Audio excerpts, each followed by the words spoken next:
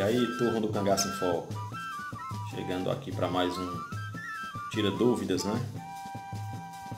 Nós fizemos aqui a semana passada, respondendo algumas perguntas dos nossos seguidores, espalhados aí por todo o Brasil, né? E hoje vamos fazer mais uma vez, abrir esse espaço do Tira Dúvidas com vocês, né? É sempre um prazer estar respondendo, né? À medida que a gente vai estudando, ampliando nossas pesquisas, a gente vai com esse espaço agora de Tira Dúvidas. E a primeira pergunta hoje, né? Mais uma vez, é essa aí, ó. A pergunta do Heitor de Teresópolis. Teresópolis, a gente vai saudar aqui, né, todos os cariocas, principalmente daquela área ali de Teresópolis. Ele pergunta o seguinte: você acha que Lampião tinha um caso com outro cangaceiro? Eu vi um sociólogo falando sobre isso. Heitor, não só você, como outras pessoas já abordaram essa temática, que Lampião teria um caso com um cangaceiro, se Lampião seria homossexual ou não, né? Eu confesso, para responder a tua pergunta, que em nenhuma bibliografia, em nenhuma que eu conheça, né, vocês sabem que Lampião, ele foi, não só Lampião, mas a história do cangaço em si, muito bibliografado, né, o Lampião principalmente. A bibliografia lampiônica, ela é bem extensa. E eu confesso para vocês, de todas as bibliografias que eu já pesquisei, que eu já li, que eu já tive acesso, em nenhuma fala que Lampião era homossexual. Se falasse, se isso fosse abordado em alguma, eu não teria problema, né? Porém, nós não temos embasamento para dizer se isso é verdade ou não. Eu fico até com que isso não é verdade, pelo fato de não estar relatado em nenhuma bibliografia. E isso também não foi relatado por nenhum cangaceiro, que foram remanescentes, né, da era de Lampião. Vários ex-cangaceiros na época foram entrevistados, vários que foram anistiados, foram presos, tiveram acesso à imprensa, tiveram acesso à mídia. E em nenhum relato que eu não vi até hoje, no meu amplo leque de pesquisas que já fiz, em nenhum que fale que Lampião era homossexual, que ele tinha um caso homossexual com algum cangaceiro, seja lá qual fosse. Então, para mim, isso não é mais um mito, mas um dado para... o sociólogo estudou, mas baseado em quê? Ele diz isso baseado em quê? Então, não sei se alguns querem ganhar mídia com isso, mas o meu ponto de vista é que essa versão aí do sociólogo é uma versão realmente fake. Lampião não seria homossexual no meu ponto de vista. Não há relato algum em nenhuma bibliografia. Ok? Heitor, um abraço. A segunda pergunta vem essa daí, ó. Érica Santana, de Calcaia. Abraço aqui aos cearenses. Você já visitou o local da morte de Lampião e Maria Bonita? Érica, sim, já visitei algumas vezes. Inclusive estou marcando aqui uma nova visita, né? Passar um pouco essa pandemia, a situação melhorar, né? A gente quer voltar lá, até porque é um local que a gente se sente bem, onde tem vários pontos. E eu garanto para vocês que na próxima, quem acompanha o nosso canal, sabe que nós sempre colocamos uns vídeos da época que a gente foi lá em Piranhas, né? E eu estou pretendendo voltar aí, acho que daqui 1 mês, 2 meses, a gente vai colocando no nosso canal. Quando eu for lá novamente, eu vou soltar vários registros lá ao vivo, tirar mais fotos, enfim. Quando eu estiver na trilha, eu vou filmar a trilha de ponta a ponta para colocar para vocês aí o máximo possível de informações lá de Piranhas e de Poço Redondo, né? Até porque vocês sabem que podemos ficar hospedados tanto em Poço Redondo como em Piranhas, mas Piranhas é uma cidade mais turística, né? E eu particularmente gosto mais de ficar lá por isso, pelo fato de ter mais acessos, né, de informações de locais turísticos bem mais que eu vejo como local mais adequado para fazer essa rota turística, a Rota do Cangaço, né? Então, em breve aí estarei postando quando irei novamente lá para fazer os novos registros direto de Piranhas. Ok, Érica? A terceira pergunta, né, no nosso Tira Dúvidas aqui, é o que levou o Corisco a matar uma família toda de inocentes, né? Essa pergunta aí. Na Fazenda Patos, Aldo, lá de Paulo Afonso, saudar os baianos, Aldo Serra, né? De Paulo Afonso. Muita gente que acompanha a gente ali na Bahia, Paulo Afonso, Jeremoabo, enfim. Mas te respondendo aqui, na época, até para quem não sabe ainda, na época que, lá no dia, né, na verdade, em 28 de julho, né, de 38, quando ocorreu aquela emboscada lá em Angicos, onde culminou na morte do Lampião, Maria e os 9 cangaceiros e o soldado Adrião, pouco tempo ali, o Corisco, que estava próximo na área, ele achava que quem tinha matado, quem tinha na verdade entregado o bando de Lampião era o Domingos Ventura. O Domingos Ventura era um vaqueiro, ele trabalhava nessa área de agricultura, enfim, em uma fazenda que é até de familiares do João Bezerra, né, que era o comandante da Volante. E o Corisco ele teve a certeza que quem entregou o bando de Lampião teria sido ele. Então naquele tempo não tinha celular, a comunicação era bem restrita. Então você imagina que naquele momento para Corisco não tinha outra pessoa que poderia ter entregue o bando de Lampião que não fosse o Domingos Ventura. Então ele partiu em direção lá onde o Domingos estava e realmente com a ira, com todos os seus homens, e realmente já chegou sem dó nem piedade, né? Ele acabou matando realmente a família do Domingos Ventura, inclusive as 2 crianças que escaparam, foi até a Dadá, né, em relatos que a Dadá já falava sobre isso, que pegou as 2 crianças e disse que para ele fazer alguma coisa com as crianças tinha que fazer com ela primeiro. E, enfim, ele pegou todas as cabeças da família de Domingos, colocou dentro de um saco e mandou entregar lá em Piranhas ao João Bezerra, né, ao tenente João Bezerra, com o bilhete de que ali era o retorno, a vingança comandada realmente pelo Diabo Louro, né, pelo Corisco. E infelizmente não tinha sido, né, o Domingos Ventura que tinha realmente liberado as informações para as volantes. Nós já sabemos que quem entregou o Lampião foi Joca Bernardes. Ele entregou o Pedro de Cândido, né, que era o coiteiro do Lampião, e o Pedro de Cândido acabou sendo obrigado, né, se não morria, ele e o irmão do Valvosa, obrigados a levar a volante até o coito, né, naquele dia, né, 1938.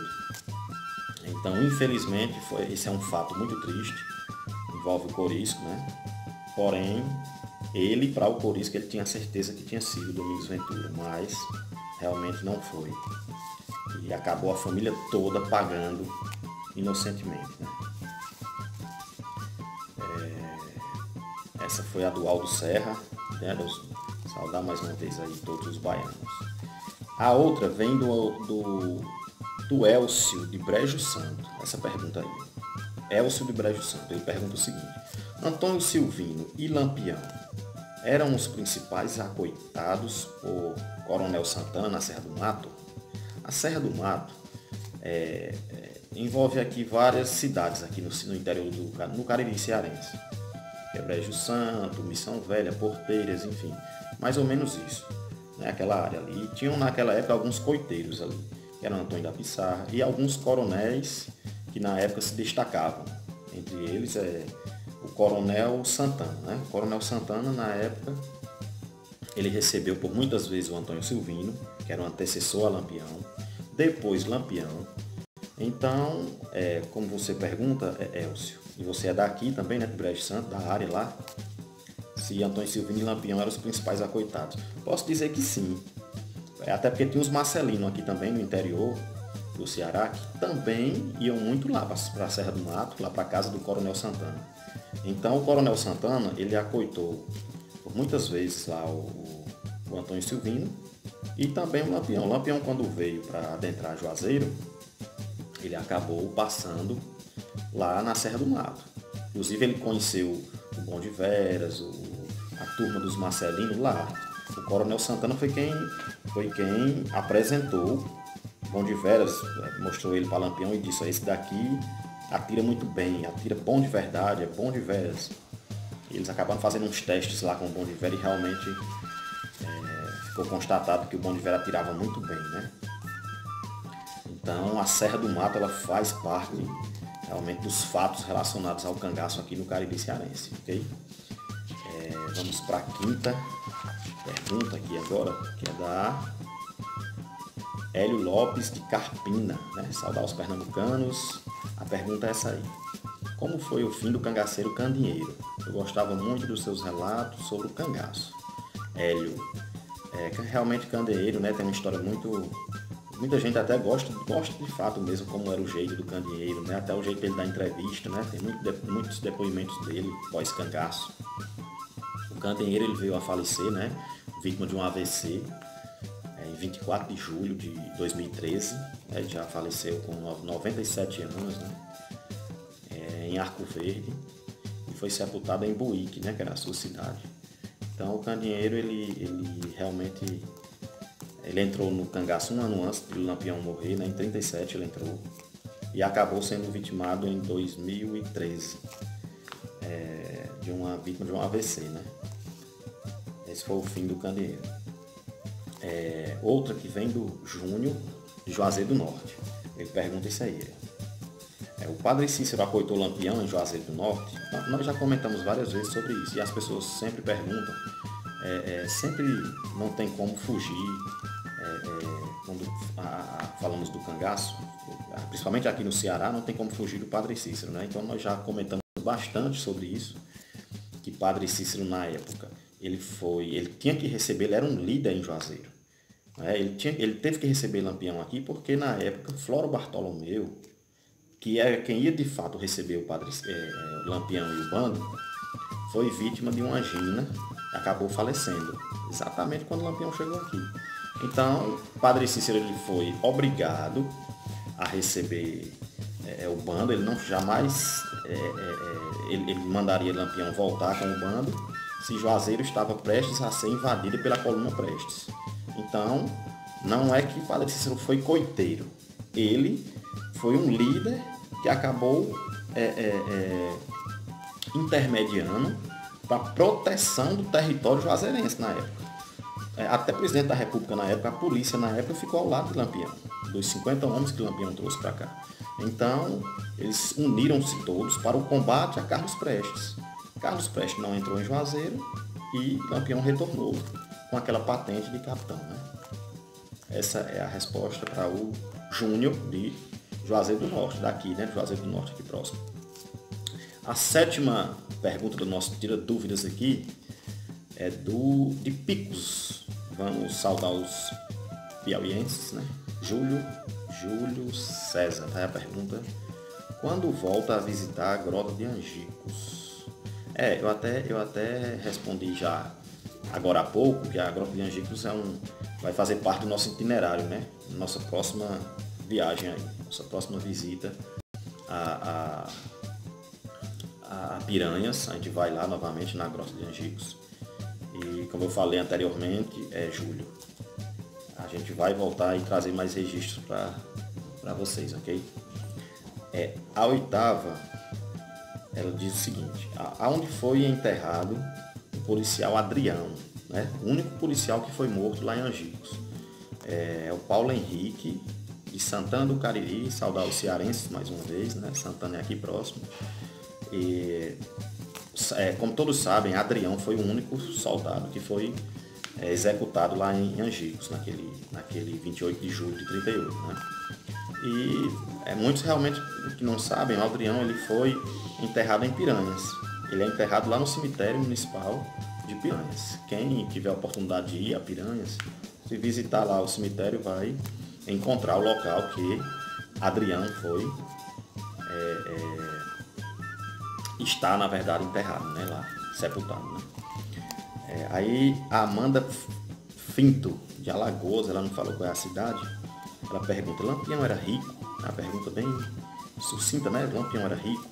Bem, Lampião praticava os saques, e ele disse isso aqui em Juazeiro do Norte, em entrevista.